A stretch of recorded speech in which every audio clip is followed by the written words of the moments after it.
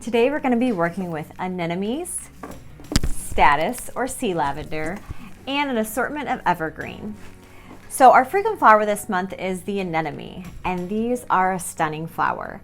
They're not a really long vase life flower. Their vase life, depending on at what point you are purchasing them at, is usually between 3 to 7 days. You see us use this flower a lot in event work and things that are shorter lived. But they are stunning and not one to pass up on, especially if you're hosting guests or you just want to treat yourself to a flower that is one of a kind. Our statice, or another name that we just learned about, is sea lavender, is long lasting. This one can last almost 20 days in your vase. And even after that, because of its tissuey, papery blooms, it will dry and look just the same. You'll see this a lot in lavenders and purples, but today we're working with white, which is just gorgeous with our whites and our reds and our evergreen for the holiday season.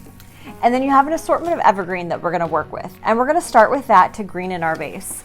I've got my vase here with fresh water and flower food.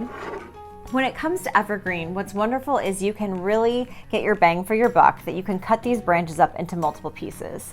I'm gonna cut these longer laterals into several smaller pieces.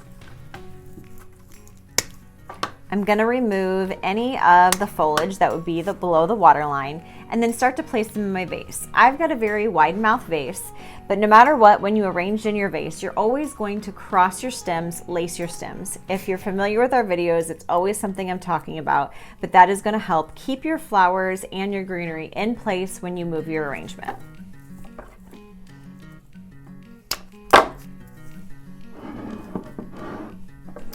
I'm just gonna start by basing my arrangement with this greenery all the way around.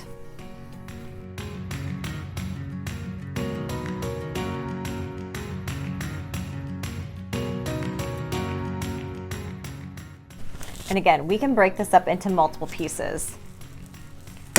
Even a longer piece like this, we can snip in half,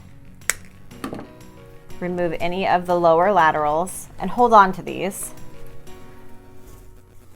and then place in our vase. These smaller pieces smell amazing. This is cedar, and I would recommend any of this extra evergreen that you have in these smaller pieces, keep around in a dish or maybe tuck it into your sock drawer in a little sachet bag as potpourri. They smell great, and especially right now if you're hosting, it's a great way to add a little fresh scent to your house.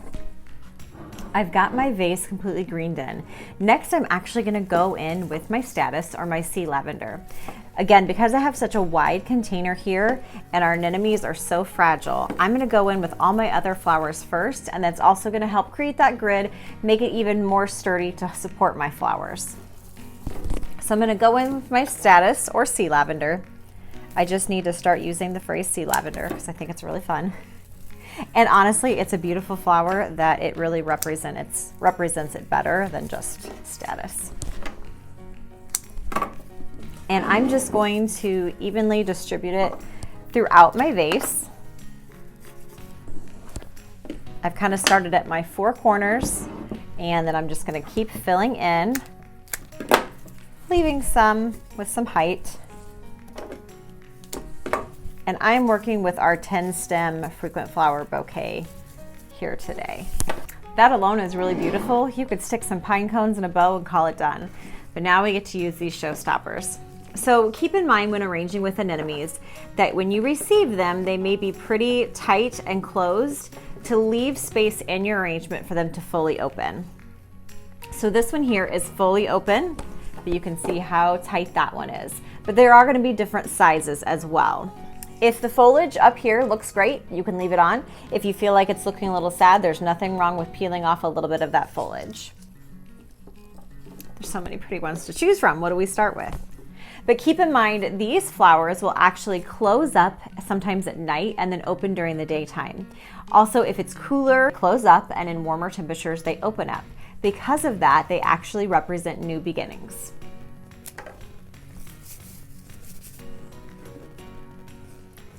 As I place my stems, again, I am crisscrossing the stems to create that grid, help them stay in place. I'm using a florist knife because it gives it a nice sharp cut, but you can always use pruners or anything, scissors that you feel comfortable with. Just make sure they're clean so that you're not transferring any sort of bacteria from your tool onto your flowers. And make sure they're sharp so that they're getting a good cut so that they can continue to drink well.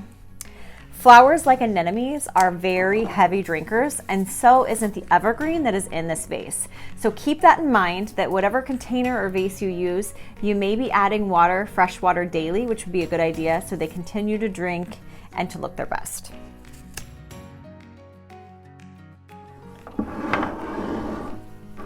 And there you have it, our beautiful bouquet with anemones and our sea lavender and a little bit of evergreen.